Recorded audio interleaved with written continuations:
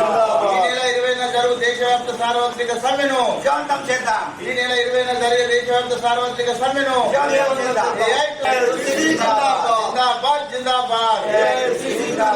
కార్మికుల ఐక్యత, కార్మిక వ్యతిరేక లేబర్ 4 కోట్లను వెంటనే కేంద్ర ప్రభుత్వం నుండి వైఖరి. జిందాబాద్ జిందాబాద్. కార్మిక వ్యతిరేక ఈ నెల 20న జరుగు దేశవ్యాప్త సార్వత్రిక సమ్మెను విజయవంతం చేద్దాం. ఈ నెల జరుగు 20న సంఘాల ఆధ్వర్యంలో ఈ నెల 20న జరుగు దేశవ్యాప్త జిందాబాద్ జిందాబాద్. కార్మికుల ఐక్యత జిందాబాద్. ఆవాజ్ దో, ఆవాజ్ దో. ఈ నెల 20న జరుగు దేశవ్యాప్త సార్వత్రిక సమ్మెను విజయవంతం చేద్దాం. ఈ నెల 20న జరిగే దేశవ్యాప్త సార్వత్రిక సమ్మెను జిందాబాద్ జిందాబాద్. కార్మికుల ఐక్యత, కార్మిక వ్యతిరేక లేబర్ 4 కోట్లను వెంటనే కేంద్ర ప్రభుత్వం నుండి వైఖరి.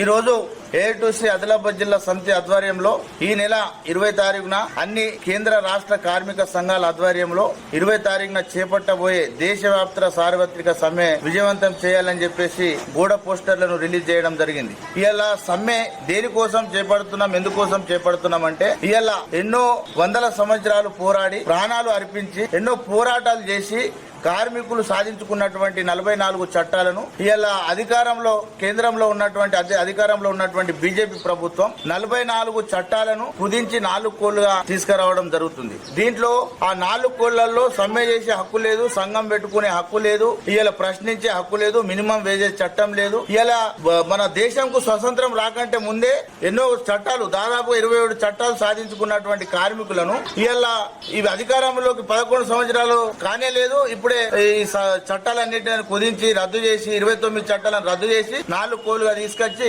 ఇలా మినిమం 170 రూపాయలు 80 రూపాయలు వేజెస్ ఇవ్వాలని చెప్పేసి, అలాగే 8 గంటల పని దినాన్ని 12 గంటలు పెంచడం కోసం ఇలా అనేక దేశ కార్మిక ప్రజా వ్యతిరేక విధానాలు ఇలా కేంద్రంలో పాలిస్తున్నటువంటి బీజేపీ ప్రభుత్వం అవలంబిస్తుంది. కాబట్టి ఈ వ్యతిరేక విధానాలన్నింటినీ తిప్పికొట్టడం కోసం ఈ నెల 20 తారీఖున దేశవ్యాప్తంగా సమ్మె చేపట్టడం జరుగుతుంది. ఈ సమ్మెలో సంఘటిత అసంఘటిత కార్మిక అన్ని రంగాల్లో పనిచేస్తున్నటువంటి కార్మికులు దేశవ్యాప్తంగా 55 కోట్ల మంది పాల్గొబోతా ఉన్నారు. ఇది కేంద్ర ప్రభుత్వంకు నరేంద్ర మోదీకి చెప్పబెట్టుగా మిగులుతుంది. కాబట్టి కార్మికులందరూ ఈ సమ్మెను విజయవంతం చేయడం కోసం పెద్ద ఎత్తున కదిలి రావాలని చెప్పేసి పిలుపు.